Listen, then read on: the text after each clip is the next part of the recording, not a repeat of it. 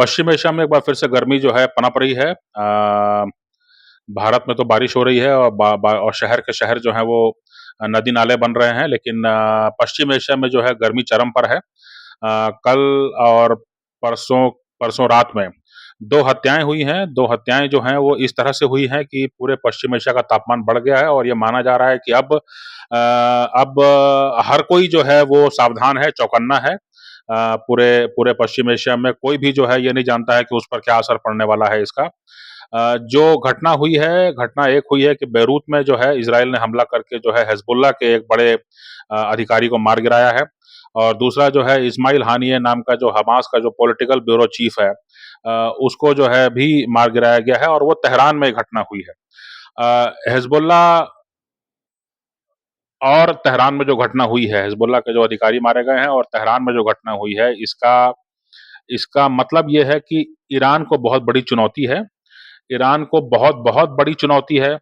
Iran को बहुत ज़्यादा बड़ी चुनौती है, वो इस मायने में कि ईरान के जो नए राष्ट्रपति हैं, उनके शपथ ग्रहण के अवसर पर जो दुनिया भर से लोग इकट्ठे हुए थे और उसमें जो है इस्माइल हानिये भी आए थे।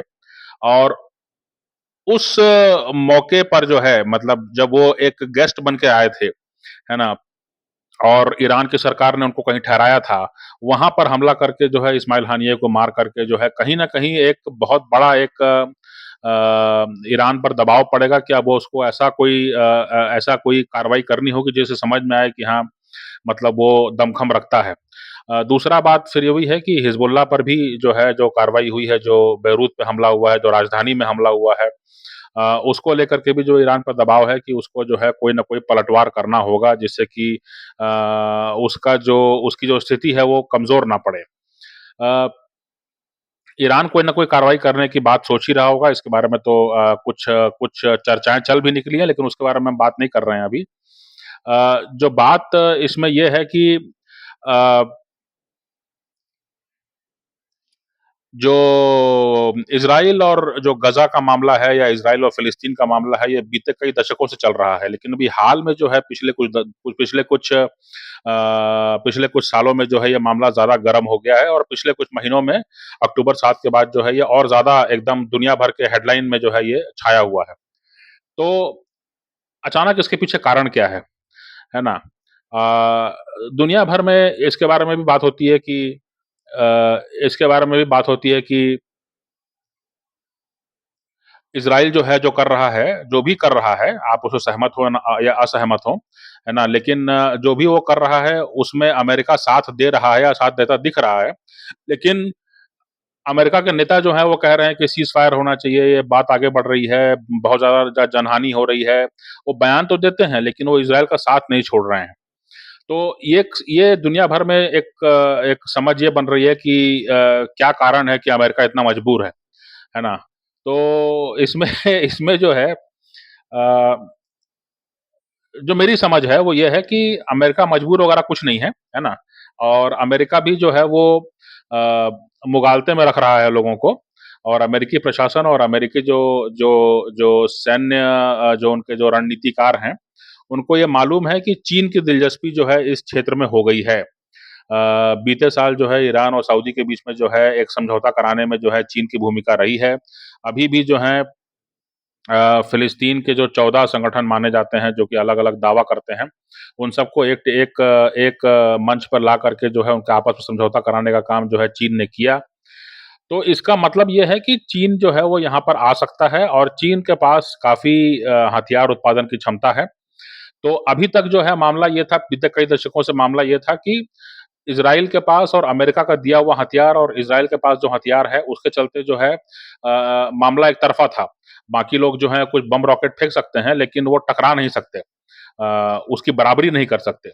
लेकिन अब अगर इस मामले को छोड़ा गया, अभी जो मामला हुआ है जब चीन की दिलचस्पी यहाँ हुई है, तो अमेरिका और इज़राइल को ये समझ में आ रहा है कि अगर ये मामला छोड़ दिया गया तो चीन जो है वो बहुत बड़े पैमाने पर यहाँ पे हथियारों को भेज सकता है, बहुत घातक हथियारों को भेज सकता है और इसके बाद जो है इज़राइल और अमेरिका का जो वर्चस्व इस क्षेत्र में है, उसको पूरी तरह से पलटा जा सकता है।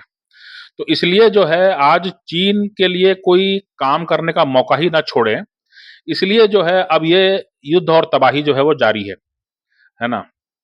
कि जब जो है जब तबाही म जब जब लोग ही भाग रहे हैं, जब जब जब जो है जो संगठन जिनको हथियार चलाना है वही आपस में तितर-बितर हो गए हैं, उनमें ही जो है आपस में डर डर का माहौल है या उनमें ही जो है आपस में अगर कन्फ्यूजन की स्थिति है ना? तो उस स्थिति में जो है आप क्या कर सकते हैं? उसमें हथियार कौन खरीदेगा? पैसे कहाँ से आएँगे? उनको चलाना कौन सीखेगा? उनको मेंटेन करना कौन सीखेगा? उसकी सप्लाई लाइन कहाँ से आएगी? ये सब चीज़ें बड़ी मुश्किल हैं।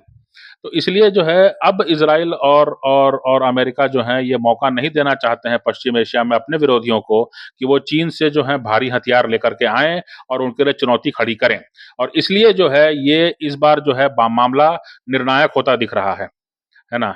और क्योंकि अब चीन का हस्तक्षेप अभी हो चुका है यहाँ पे, है ना? तो इसलिए जो है मामला यहाँ पे ये आगे बढ़ रहा है मामला कि आज के दिन में अगर चीनी हथियार यहाँ पर बड़े पैमाने पर आने लगे, तो फिर इज़राइल के लिए अपनी अर्थव्यवस्था को पूरी तरह त्याग करके जो है बिल्कुल ही 24 घंटे और 365 दिन लड़ाई करते रहना पड़ेगा।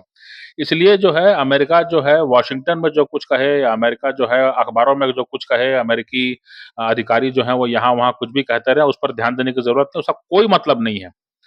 वो भी जानते हैं कि हमको इज़राइल की मदद करनी है और हमको हथियार यहाँ पर भेजना है और हमको जो है यहाँ पर ऐसी स्थिति कर देनी है कि चीनी यहाँ पर आकर के हथियार बेचने की उनके लिए कोई गुंजाइश ही ना बचे।